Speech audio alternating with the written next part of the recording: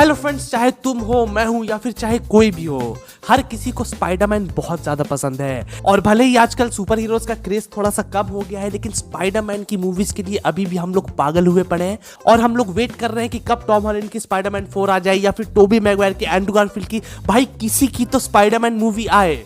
लेकिन भाई अभी रियलिटी क्या चल रही है कि एक छोटी सी अपडेट तक नहीं है हमारे पास। अब देखो, अगर पास्ट को देखा जाए तो हर 2 साल में या फिर 3 साल में एक स्पाइडरमैन की मूवी तो हमें देखने को जरूर मिलती थी। बट फिलहाल हालात ये है कि स्पाइडरमैन नो वे होम के आए हुए ऑलमोस्ट 2.5 साल हो चुके हैं और अभी तक हमारे पास कोई अनाउंसमेंट भी नहीं आई है कि हाँ भाई स्पाइडरमैन 4 के ऊपर काम शुरू हो चुका है या फिर उसका कोई ट्रेलर आने वाला है। भाई ट्रेलर छोड़ो, उसकी स्क्रिप्टिंग तक चालू नहीं हुई है अभी तक। तो भाई ऐसा क्यों हो रहा है? क्या इसमें सोनी वालों का हाथ है या फिर मार्वल वालों का हाथ है? आज की इस वीडियो में हम लोग इसी बारे में चर्चा करने वाले हैं। तो दोस्तों देखो, एक बात तो फैक्ट है कि हमारी जो सोनी आंटी है ना, प्यारी सोनी आंटी, वो अब प्यारी रही नहीं। भाई तुमको जब मालूम है कि स्पाइडरमैन लोगों को पसंद है और फिर नो वे होम के बाद लोगों को एंड्रू गारफील्ड की स्पाइडरमैन चाहिए थी, तो तुमने तुरंत एक्शन क्यों नहीं लिया? 2.5 साल से तुम चाम उड़ा रही हो। भाई पता नहीं किसने इनको आइडिया दिया कि भाई विलेंस के ऊपर फुल प्लेज मूवी बना दो, वक्त कर जाएगी। वेनम मूवी के कलेक्शंस भी कुछ बहुत खास अच्छे नहीं आए हैं। क्रेवन द हंटर तो छोड़ दो, वो मरा पड़ा है, कब रिलीज होगा पता नहीं। मैडम वेब का हाल आप लोगों ने देख लिया, मॉर्बियस का हाल आप लोगों ने देख लिया, और इसके आने वाली मूवीज भी जो होंगी ना, वो भी इसी तरह से परफॉर्म करेंगी। क्योंकि भाई एक छोटी सी चीज ये लोग नहीं समझ पा रहे कि लोगों को स्पाइडरमैन देखना है, उसके अलावा और किसी को हम नहीं देखना चाहते। अगर किसी को देखना चाहते हैं तो स्पाइडरमैन के साथ ही देखना चाहते हैं। इन सारे विलेंस को स्पाइडरमैन से लड़वा दो, हम लोग बहुत तारीफ करेंगे तुम्हारी। लेकिन तुम सोचोगे कि एक एक करके इन सभी विलेंस की मूवीज निकाल देते हैं, लोगों को मजा आएगा, अजीब मेरा। लेकिन दोस्तों जानते हो बात क्या है यहाँ पे?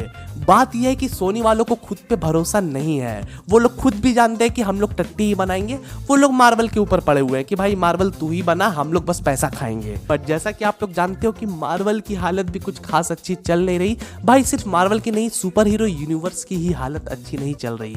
कोई भी सुपर हीरो मूवी हो, आप मानो या ना मानो, सुपर हीरोज का जो क्रेज हुआ करता था ना, वो अब खत्म होता जा रहा है या फिर ऑलमोस्ट खत्म हो भी चुका है। अब लोगों के अंदर एक्साइटमेंट बची ही नहीं है सुपर हीरोज को देखने के लिए। और उसका जिम्मेदार भी कहीं ना कहीं मैं मार्वल को ही ठहराऊंगा। अगर वो लोग डाउनफॉल में गए हैं तो खुद के वजह से ही गए हैं, क्योंकि हर चीज उन्होंने कैजुअली ले लिया है। पब्लिक को भाई क्या उन्होंने समझ लिया है कि क्या लिए लो, थाली परोस दी, कुछ भी परोस दो, पब्लिक खा लेगी। ऐसा नहीं होता, क्योंकि दोस्तों पब्लिक का जो इंटरेस्ट था सुपर हीरो मूवीज के लिए, वो किसी एक मूवी से खत्म नहीं हुआ है। लाइन से ऐसी ऐसी गंदी गंदी मूवीज आई हैं जिसने धीरे धीरे हर एक सुपर हीरो फैन का गला दबा दिया है। और इसकी शुरुआत नो वे होम के बाद से ही हो गई थी, जब मल्टीवर्स ऑफ मैडनेस आई थी, क्योंकि उससे बहुत सारे एक्सपेक्टेशंस थे हमारे। मूवी अच्छी थी, बहुत ज्यादा गंदा मैं उसको नहीं बोलूंगा, हमारे एक्सपेक्टेशंस ज्यादा थे उसमें। मैं यही बोलूंगा ओवरऑल मूवी ठीक ठाक थी, और इसलिए उस मूवी ने तो ज्यादा इंपैक्ट नहीं डाला ऑडियंस के माइंड में। ऑडियंस ने एक्सेप्ट भी किया और आगे बढ़ गई ऑडियंस। लेकिन फिर आई थॉर लव एंड थंडर, जिसने पूरी तरह से ब्लंडर कर दिया, ऑडियंस का इंटरेस्ट कहीं ना कहीं खो दिया। क्योंकि भाई थॉर को इतने गंदे तरीके से दिखाओगे, इतना बेचारा दिखाओगे तो कैसे चलेगा।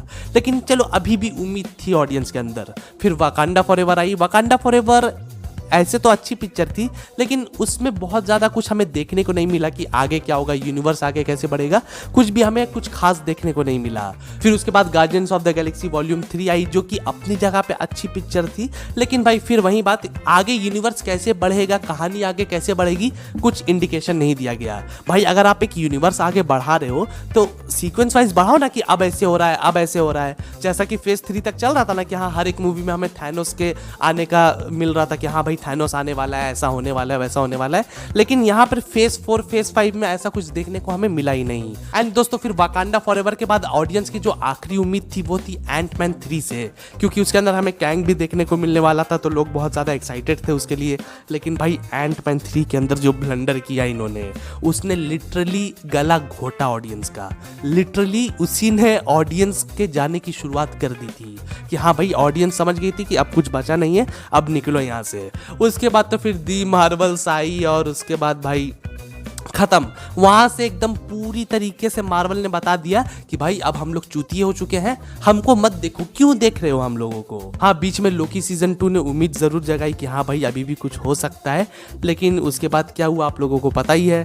जोनाथन मेजर्स के ऊपर केस हो गया, वो विक्टिम साबित हो गया, और फिर यहाँ पर से कैंग को हटाने की बात हो गई। अब भाई जिस कैंग को आप लोग शुरू से सेटअप करते आ रहे थे, अब अचानक से वो कैंग ही गायब हो गया यूनिवर्स से, और अब लोग सुन रहे हैं कि डॉक्टर डूम आने वाला है। तो भाई यहाँ से सारा मामला गड़बड़ा गया है, क्योंकि अगर आप लोगों को याद होगा तो 2025 में एक्चुअली में हम लोग कैंग डायनेस्टी देखने वाले थे, और सिर्फ कैंग डायनेस्टी नहीं, कैंग डायनेस्टी और सीक्रेट वॉर्स दोनों ही 2025 में आने वाली थी। शुरुआत में यही अनाउंस किया था ना उन लोगों ने, लेकिन फिर भी हमने सोचा चलो यार 25 में कैंग डायनेस्टी आ जाएगी, 26 में सीक्रेट वॉर्स आएगी। तो हम लोग ये सारी चीजें मानकर चल रहे थे, ऑडियंस बहुत ज्यादा खुश भी थी।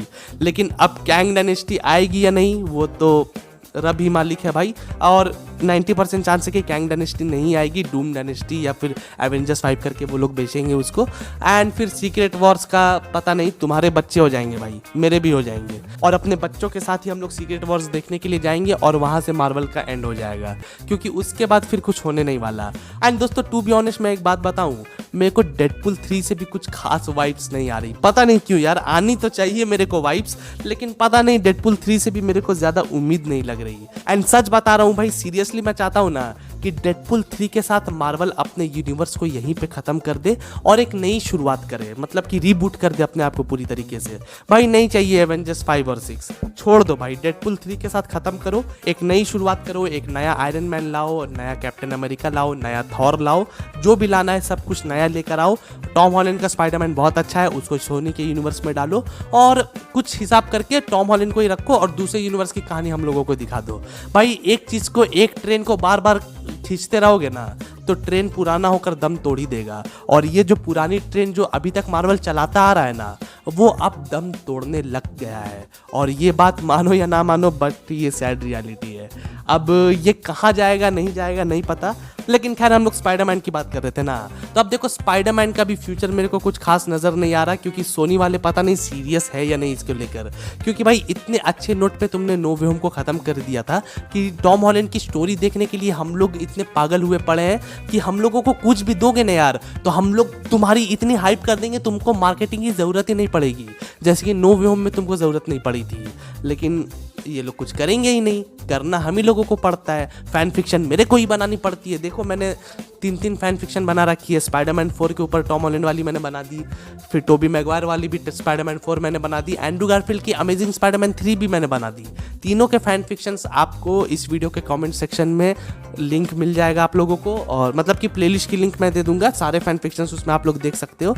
और मैंने एक अनाउंसमेंट भी की थी कल, यहाँ भी बता देता हूँ कि अब मैं वो जो तीनों स्पाइडरमैन की एक फैन फिक्शन मैंने बनाई है ना, तो तीनों के अंदर मैंने एक पोस्ट क्रेडिट सीन डाला था, ठीक है। तो अब वो पोस्ट क्रेडिट सीन क्या था, क्यों था, अब आप लोगों को पता चलेगा, और आगे जाकर एक ग्रैंड लेवल की स्पाइडरमैन दी एंड गेम फैन फिक्शन मैं बनाने वाला हूँ। ऑलरेडी उसकी स्क्रिप्टिंग मैंने चालू कर दी है। फिलहाल मैं रिलीज डेट नहीं बता सकता, क्योंकि मुझे नहीं पता कि स्क्रिप्टिंग करने में मेरे को कितना टाइम लगेगा, लेकिन भाई जितना भी टाइम लगेगा मैं अपना 100% दूंगा। एंड मे भी आप 10 या 12 दिन मेरे को दो ना, 10-12 दिन के अंदर आपको फैन फिक्शन मिल जाएगी। भाई कहीं ना कहीं से तो तुमको एंजॉयमेंट मिले। सोनी वाले नहीं सुन रहे, मैं सुनूंगा भाई, मैं सुनूंगा, मैं तुमको बहुत अच्छी फैन फिक्शन दूंगा, मस्त हेडफोन लगा के सुनना, मजा आ जाएगा। लेकिन फिलहाल जब तक वो फैन फिक्शन नहीं आती, आप मेरे बाकी फैन फिक्शंस को देख सकते हो। और रिसेंटली रामायण की बनाई थी, रामायण अगर देखना चाहो तो देख सकते हो, नहीं तो उससे पहले रावण 3 बनाई थी मैंने। रावण 2 की फैन फिक्शन आप लोगों ने शायद देख ली होगी, अगर नहीं देखी तो रावण 2 को देख लेना, और रावण 2 के बाद रावण 3 को देखना, बहुत क्रेजी फैन फिक्शन है, मजा आ जाएगा आप सबको। तो यार अब बस आज के लिए इतना ही। अगर आपको ये वीडियो पसंद आई हो तो जाने से पहले वीडियो को लाइक और चैनल को सब्सक्राइब भी जरूर कर देना। तो चलो अब मिलते हैं अगली वीडियो में, तब तक के लिए गुड बाय, टेक केयर।